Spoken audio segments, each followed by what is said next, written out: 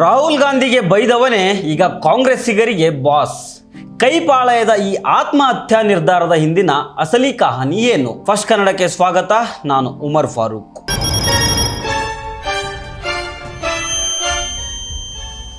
ರಾಜಕಾರಣದಲ್ಲಿ ಒಂದು ಮಾತಿದೆ, ರಾಜಕೀಯದಲ್ಲಿ ಯಾರು ಶಾಶ್ವತ ಶತ್ರುಗಳು ಅಲ್ಲ, ಯಾರು ಶಾಶ್ವತ ಮಿತ್ರರು ಅಲ್ಲ ಅಂತ.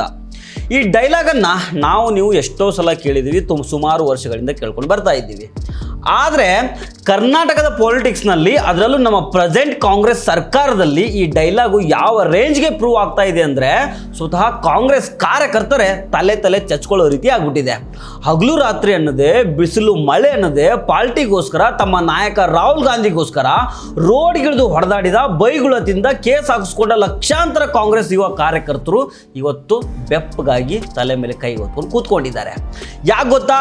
ಯಾವ ವ್ಯಕ್ತಿ ಇವರ ಪರಮೋಚ್ಚ ನಾಯಕ ರಾಹುಲ್ ಗಾಂಧಿಯನ್ನ ಪಬ್ಲಿಕ್ ಆಗಿ ಅತ್ಯಂತ ಕೀಳು ಮಟ್ಟದ ಪದಗಳಿಂದ ನಿಂದಿಸಿದ್ನೋ, ಅದೇ ವ್ಯಕ್ತಿಗೆ ಇವತ್ತು ಕಾಂಗ್ರೆಸ್ ಸರ್ಕಾರ ಮನೆ ಹಾಕಿದೆ. ಬರೇ ಮನೆ ಹಾಕಿದ್ದಲ್ಲ, ಡೈರೆಕ್ಟ್ ಕ್ಯಾಬಿನೆಟ್ ದರ್ಜೆಯ ಹುದ್ದೆ ಕೊಟ್ಟು ಪಕ್ಕದಲ್ಲಿ ಕೂರಿಸ್ಕೊಂಡಿದೆ. ಅದೇನೋ ಅಂತಾರಲ್ಲ, ಊಟದಲ್ಲಿ ಕಲ್ಲು ಹಾಕ್ದವನಿಗೆ ಈಗ ಅದೇ ಮನೆಯಲ್ಲಿ ಮೃಷ್ಟಾನ್ನ ಭೋಜನ ಅಂತ. ಅಷ್ಟಕ್ಕೂ ಇವನಿಗೆ ಮನೆ ಹಾಕುವಂತ ದರ್ದು ಈ ಕಾಂಗ್ರೆಸ್ ಸರ್ಕಾರಕ್ಕೆ ಏನಿತ್ತು? ಇದರ ಹಿಂದಿರುವ ಆ ಮಾಸ್ಟರ್ ಮೈಂಡ್ ಯಾರು? ಬನ್ನಿ ಇವತ್ತಿನ ಎಪಿಸೋಡ್ನಲ್ಲಿ ಈ ಕಂಪ್ಲೀಟ್ ರಾಜಕೀಯ ನಾಟಕದ ಪೋಸ್ಟ್ ಮಾರ್ಟಮ್ ಮಾಡೋಣ. ಆದರೆ ಅದಕ್ಕೂ ಮೊದಲು ನೀವಿನ್ನೂ ನಮ್ಮ ಚಾನಲನ್ನು ಸಬ್ಸ್ಕ್ರೈಬ್ ಮಾಡಿಲ್ಲ ಅಂದರೆ ದಯವಿಟ್ಟು ಸಬ್ಸ್ಕ್ರೈಬ್ ಮಾಡ್ಕೊಳ್ಳಿ. ಹಾಗೆ ಈ ವಿಡಿಯೋವನ್ನು ಕಡೇ ತನಕ ಮಿಸ್ ಮಾಡದೆ ನೋಡಿ.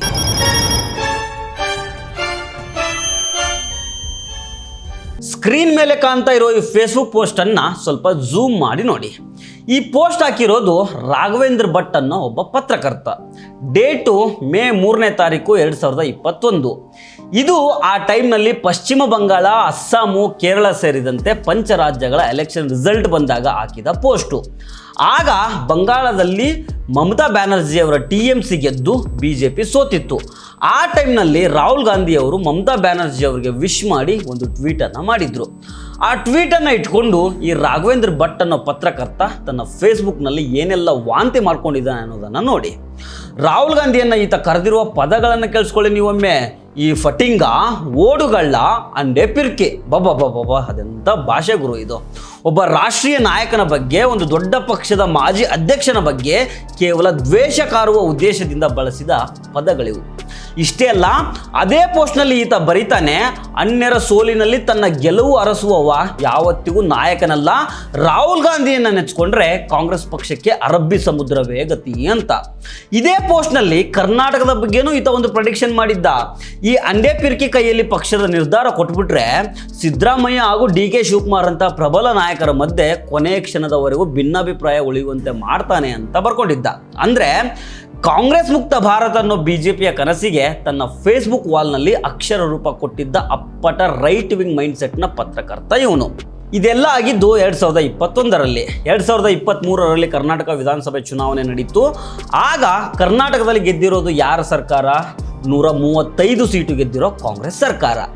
ಈಗ ಅಸಲಿ ಕ್ಲೈಮ್ಯಾಕ್ಸ್ ಏನಪ್ಪ ಅಂದರೆ, ರಾಹುಲ್ ಗಾಂಧಿಯನ್ನ ಫಟಿಂಗ, ಓಡುಗಳ ಅಂತೆಲ್ಲ ಕರೆದಿದ್ದ ಇದೇ ರಾಘವೇಂದ್ರ ಭಟ್ನನ್ನು ನಮ್ಮ ಮುಖ್ಯಮಂತ್ರಿಗಳು ಟ್ರಬಲ್ ಶೂಟರ್ DK ಶಿವಕುಮಾರ್ ಅವರು ಕರ್ಕೊಂಡು ಬಂದು ಪಕ್ಕದಲ್ಲಿ ಕೂರಿಸ್ಕೊಂಡಿದ್ದಾರೆ. ಈಗ ಈತ ಕಾಂಗ್ರೆಸ್ ಸರ್ಕಾರದ, ನಿರ್ದಿಷ್ಟವಾಗಿ ಹೇಳ್ಬೇಕಂದ್ರೆ DK ಶಿವಕುಮಾರ್ ಅವರ ಮಾಧ್ಯಮ ಸಲಹೆಗಾರ. ಸುಮ್ಮನೆ ಏನೋ ಒಂದು ಪೋಸ್ಟ್ ಅಲ್ಲ, ಇದು ಕ್ಯಾಬಿನೆಟ್ ದರ್ಜೆಯ ಸ್ಥಾನಮಾನ. ಅಂದರೆ ಒಬ್ಬ ಮಂತ್ರಿಗೆ ಸಿಗುವ ಎಲ್ಲ ಸೌಲಭ್ಯಗಳು, ಕಾರು, ಬಂಗ್ಲೆ, ಪವರು ಎಲ್ಲವೂ ಈತನಿಗೆ ಸಿಗುತ್ತೆ. ಯೋಚನೆ ಮಾಡಿ, ನಿಮ್ಮ ಲೀಡರ್ಗೆ ನಾಯಿ ನರಿಗಿಂತ ಕಡೆಯಾಗಿ ಬೈದವನಿಗೆ ತಂದು ಅರಮನೆಯಲ್ಲಿ ಕೂರಿಸಿದ್ರೆ ಕೆಳಗಡೆ ನಿಂತು ಕಾಂಗ್ರೆಸ್ ಬಾವುಟ ಹಿಡ್ಕೊಂಡು ಜೈಕಾರ ಹಾಕುವ ಸಾಮಾನ್ಯ ಕಾರ್ಯಕರ್ತನಿಗೆ ಏನು ಅನ್ನಿಸ್ಬಾರ್ದು? ಈ ವಿಚಾರ ಹೊರಬಿದ್ದಾಗಿನಿಂದ ಸೋಷಿಯಲ್ ಮೀಡಿಯಾದಲ್ಲಿ ಕಾಂಗ್ರೆಸ್ಸಿಗರೇ ಈ ನಿರ್ಧಾರದ ವಿರುದ್ಧ ರೊಚ್ಚಿಗೆದ್ದಿದ್ದಾರೆ. ನಮ್ಮ ನಾಯಕನಿಗೆ ಬೈದವನೇ ನಮಗೆ ಬಾಸ್ ಆಗ್ತಾನ ಅಂತ ಪ್ರಶ್ನೆ ಮಾಡ್ತಾ ಇದ್ದಾರೆ. ಆದರೆ ಹೈಕಮಾಂಡ್ ಆಗಲಿ, ರಾಜ್ಯ ನಾಯಕರಿಗಾಗಲಿ ಕಣ್ಣು ಮುಚ್ಚಿ ಕಿವುಡ್ರಂತೆ ಕೂತ್ಕೊಂಡ್ಬಿಟ್ಟಿದ್ದಾರೆ. ನಾವು ಸ್ವಲ್ಪ ಲಾಜಿಕ್ ಆಗಿ ಯೋಚನೆ ಮಾಡೋಣ. ಒಂದು ಪೊಲಿಟಿಕಲ್ ಪಾರ್ಟಿ ಅಂದಮೇಲೆ ಅದಕ್ಕೊಂದು ಐಡಿಯಾಲಜಿ ಅಂತ ಇರುತ್ತೆ. ಕಾಂಗ್ರೆಸ್ನವರು ಸೈದ್ಧಾಂತಿಕವಾಗಿ BJPಯನ್ನ, RSS ಅನ್ನ ವಿರೋಧ ಮಾಡ್ತಾರೆ. ಬಿಜೆಪಿ ಐ ಟಿ ಸೆಲ್ನವರು ರಾಹುಲ್ ಗಾಂಧಿ ಅವರನ್ನು ಪಪ್ಪು ಅಂತ ಟ್ರೋಲ್ ಮಾಡಿದಾಗ ಹೆದೆಗೊಟ್ಟು ನಿಂತು ಫೈಟ್ ಮಾಡಿದ್ದು ಇದೇ ಕಾಂಗ್ರೆಸ್ನ ಯುವ ಕಾರ್ಯಕರ್ತರು, ಸೋಷಿಯಲ್ ಮೀಡಿಯಾ ವಾರಿಯರ್ಸ್ಗಳು. ಕಷ್ಟದ ಕಾಲದಲ್ಲಿ ಪಕ್ಷದ ಪರವಾಗಿ ನ್ಯೂಸ್ ಚಾನೆಲ್ಗಳಲ್ಲಿ ಗಂಟ್ಲು ಹರ್ಕೊಂಡು ವಾದ ಮಾಡಿದ ಅದೆಷ್ಟೋ ನಿಷ್ಠಾವಂತ ನಾಯಕರಿದ್ದಾರೆ, ಪತ್ರಕರ್ತರು ಇದ್ದಾರೆ. ಅಧಿಕಾರ ಬಂದಾಗ ಅವರಿಗೆಲ್ಲ ಸ್ಥಾನಮಾನ ಕೊಡೋದು ಬಿಟ್ಟು ಪಕ್ಷದ ವಿರುದ್ಧನೇ ನಿರಂತರವಾಗಿ ವಿಷ ಕಾರ್ತಾ ಇದ್ದವನಿಗೆ ಕೆಂಪು ಹಾಸಿನ ಸ್ವಾಗತ ಮಾಡಿದ್ದು ಅದ್ಯಾವ ನ್ಯಾಯ ಸ್ವಾಮಿ? ಡಿ ಕೆ ಶಿವಕುಮಾರ್ ಅವರ ಈ ನಡೆ ರಾಹುಲ್ ಗಾಂಧಿ ಅವ್ರಿಗೆ ಮಾಡಿದ ನೇರ ಅಪಮಾನ ಆಗೋದಿಲ್ವಾ? ನೀವೇನಾದರೂ ಬೈಕೊಳ್ಳಿ, ನನಗದೆಲ್ಲ ಮ್ಯಾಟ್ರ್ ಆಗೋದಿಲ್ಲ, ನನಗೆ ನನ್ನ ಸ್ವಾರ್ಥ ಮುಖ್ಯ ಅಂತ ರಾಜ್ಯದ ನಾಯಕರು ಹೈಕಮಾಂಡ್ಗೆ ಇಂಡೈರೆಕ್ಟ್ ಆಗಿ ಮೆಸೇಜ್ ಏನಾದರೂ ಕೊಡ್ತಾ ಇದ್ದಾರಾ? ಖಂಡಿತವಾಗಿಯೂ ಇಂತಹ ಪ್ರಶ್ನೆಗಳು ಈಗ ಉಟ್ಕೊಳ್ತಾ ಇದ್ದಾವೆ. ಇಲ್ಲಿ ಇಂಟ್ರೆಸ್ಟಿಂಗ್ ವಿಚಾರ ಏನಂತಂದರೆ, ಕಾಂಗ್ರೆಸ್ನ ಈ ಸೆಲ್ಫ್ ಗೋಲು ಅಥವಾ ಈ ವಿಚಿತ್ರ ಮನಸ್ಥಿತಿ ಇವತ್ತು ನಿನ್ನದೇನಲ್ಲ.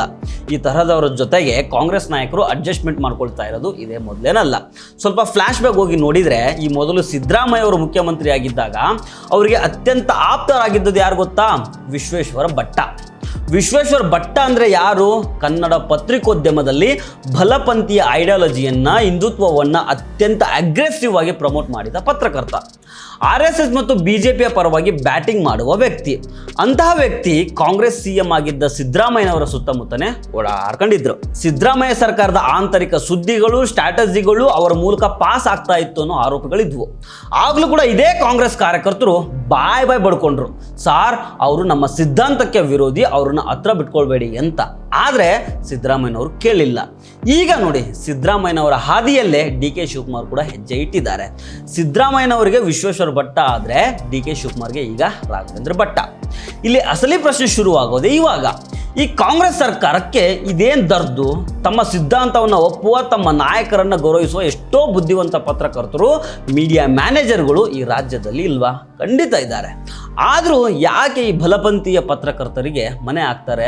ಇದರ ಹಿಂದಿನ ಕುತಂತ್ರ ಏನು? ಪೊಲಿಟಿಕಲ್ ಅನಾಲಿಸಿಸ್ ಪ್ರಕಾರ ನೋಡಿದರೆ ಇದರ ಹಿಂದೆ 3 ಪ್ರಮುಖ ಕಾರಣಗಳು ಇರಬಹುದು. ಒಂದು, ಅಡ್ಜಸ್ಟ್ಮೆಂಟ್ ಪಾಲಿಟಿಕ್ಸು. ಅಂದರೆ ಈ ರೈಟ್ ವಿಂಗ್ ಪತ್ರಕರ್ತರನ್ನು ಹತ್ರ ಇಟ್ಕೊಂಡ್ರೆ ವಿರೋಧಿಗಳ ಪಾಳಯದ ಅಂದರೆ BJPಯ ಒಳಗಿನ ರಹಸ್ಯಗಳು ನಮಗೆ ಸಿಗುತ್ತೆ ಅನ್ನೋ ಭ್ರಮೆ. ಎರಡನೇದೇನಂತಂದರೆ ಮೀಡಿಯಾ ಮ್ಯಾನೇಜ್ಮೆಂಟು. ಇಂತಹ ಪತ್ರಕರ್ತರಿಗೆ ಪವರ್ ಕೊಟ್ಟರೆ ಅವರು ತಮ್ಮ ಸಂಪರ್ಕಗಳನ್ನು ಬಳಸಿ ನ್ಯೂಸ್ ಚಾನೆಲ್ಗಳಲ್ಲಿ ಸರ್ಕಾರದ ವಿರುದ್ಧ ಬರುವ ನೆಗೆಟಿವ್ ನ್ಯೂಸ್ಗಳನ್ನು ತಡೀತಾರೆ ಅನ್ನೋ ಲೆಕ್ಕಾಚಾರ. ಮೂರನೇದು ಮತ್ತು ಅತ್ಯಂತ ಅಪಾಯಕಾರಿ ಕಾರಣ ಏನಂತಂದರೆ ಇಂಟರ್ನಲ್ ಪೊಲಿಟಿಕ್ಸು. ರಾಘವೇಂದ್ರ ಭಟ್ ತನ್ನ ಪೋಸ್ಟ್ನಲ್ಲಿ ಏನು ಬರೆದಿದ್ದ ನೆನಪಿದೆಯಾ? ಸಿದ್ದರಾಮಯ್ಯ ಮತ್ತು DKC ನಡುವೆ ಭಿನ್ನಾಭಿಪ್ರಾಯ ತರ್ತಾನೆ ರಾಹುಲ್ ಅಂತ.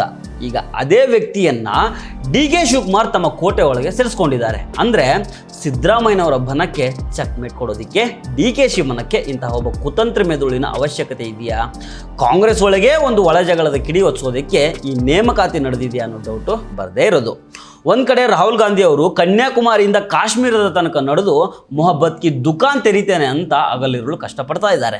BJPಯ ಹಿಂದುತ್ವದ ಐಡಿಯಾಲಜಿ ವಿರುದ್ಧ ನೇರವಾಗಿ ಹೆದೆ ಸೆಟಿಸಿ ನಿಂತು ಫೈಟ್ ಮಾಡ್ತಾ ಇದ್ದಾರೆ. ಆದರೆ ಅವರದೇ ಪಕ್ಷದ ರಾಜ್ಯ ನಾಯಕರು ಅದೇ ವಿರೋಧಿ ಐಡಿಯಾಲಜಿಯ ಜನರನ್ನು ಕರೆದು ಪಕ್ಕದಲ್ಲಿ ಕೂರಿಸ್ಕೊಂಡು ಬಿರಿಯಾನಿ ತಿನ್ನಿಸ್ತಾ ಇದ್ದಾರೆ.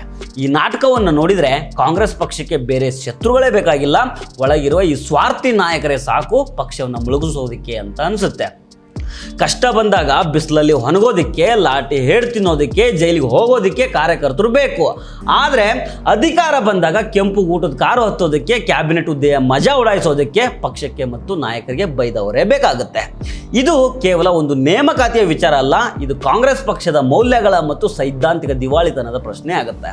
ರಾಹುಲ್ ಗಾಂಧಿ ಅವರನ್ನು ಅಷ್ಟೊಂದು ಕೀಳಾಗಿ ನಿಂದಿಸಿದ ವ್ಯಕ್ತಿಯನ್ನು ನೇಮಕ ಮಾಡುವಾಗ ರಾಜ್ಯದ ನಾಯಕರಿಗೆ ಒಮ್ಮೆಯಾದರೂ ತಮ್ಮ ನಾಯಕನ ಮುಖ ನೆನಪಾಗಲಿಲ್ವಾ? ಅಥವಾ ದೆಹಲಿಯಲ್ಲಿ ಕೂತಿರುವ ಹೈಕಮಾಂಡ್ಗೆ ಕರ್ನಾಟಕದಲ್ಲಿ ಏನು ನಡೀತಾ ಇದೆ ಅನ್ನೋದರ ಕಂಟ್ರೋಲ್ ತಪ್ಪು ಹೋಗ್ಬಿಟ್ಟಿದೆಯಾ? ನಮ್ಮನ್ನೇನು ಮಾಡ್ಕೊಳ್ಳೋಕೆ ಆಗೋಲ್ಲ ಅನ್ನೋ ಅಹಂಕಾರ ನಮ್ಮ ರಾಜ್ಯದ ನಾಯಕರಿಗೆ ಬಂದ್ಬಿಟ್ಟಿದೆಯೇನೋ? ಇದೇನು ಕಾಂಗ್ರೆಸ್ ಸರ್ಕಾರವೋ ಅಥವಾ ಬಲಪಂಥೀಯರ ಅಡ್ಜಸ್ಟ್ಮೆಂಟ್ ಸರ್ಕಾರವೋ, ಅಂದರೆ RSS ಸರ್ಕಾರವೋ ಅನ್ನೋದು ಈಗ ಕಾರ್ಯಕರ್ತರ ಮುಂದಿರುವ ಯಕ್ಷ ಪ್ರಶ್ನೆ. ಒಂದು ನೆನಪಿರಲಿ, ಪಕ್ಷಕ್ಕೆ ನಿಷ್ಠೆಯಿಂದ ಇರೋ ಕಾರ್ಯಕರ್ತನನ್ನು ತುಳಿದು ಅವಕಾಶವಾದಿಗಳಿಗೆ ಮನೆ ಹಾಕಿದ ಯಾವ ಪಕ್ಷ ಕೂಡ ಇತಿಹಾಸದಲ್ಲಿ ಉಳ್ಕೊಂಡಿಲ್ಲ. ರಾಘವೇಂದ್ರ ಭಟ್ಟ ಹೇಳಿದ ಹಾಗೆ ಕಾಂಗ್ರೆಸ್ಗೆ ಅರಬ್ಬಿ ಸಮುದ್ರವೇ ಗತಿಯಾಗುತ್ತೋ ಅಥವಾ ಎಚ್ಚೆತ್ತುಕೊಂಡ ಹೈಕಮಾಂಡು ಇಂತಹ ಅವಕಾಶವಾದಿಗಳಿಗೆ ಗೇಟ್ ಪಾಸ್ ಕೊಟ್ಟು ಒದ್ದು ಹೊರಗಾಕುತ್ತೋ ಅನ್ನೋದನ್ನು ಕಾದು ನೋಡಬೇಕು. ನಿಮ್ಗೇನು ಅನಿಸುತ್ತೆ? ಕಾಂಗ್ರೆಸ್ ಸರ್ಕಾರದ ಈ ನಡೆಯ ಬಗ್ಗೆ ನಿಮ್ಮ ಒಪಿನಿಯನ್ ಏನು? ನಾಯಕನಿಗೆ ಬೈದವನಿಗೆ ಹುದ್ದೆ ಕೊಟ್ಟಿದ್ದು ಕರೆಕ್ಟಾ ಅಥವಾ ಇದು ರಾಜಕಾರಣದ ಮಾಸ್ಟರ್ ಶೋಕ್ ಆಗುತ್ತಾ? ಕಮೆಂಟ್ ಸೆಕ್ಷನ್ನಲ್ಲಿ ನಿಮ್ಮ ಅಭಿಪ್ರಾಯವನ್ನು ತಿಳಿಸಿ. ಈ ವಿಡಿಯೋ ಇಷ್ಟ ಆಗಿದ್ದರೆ ಲೈಕ್ ಮಾಡಿ, ನಿಮ್ಮ ಸ್ನೇಹಿತರ ಜೊತೆಗೆ ಶೇರ್ ಮಾಡಿ. ನಮಸ್ಕಾರ.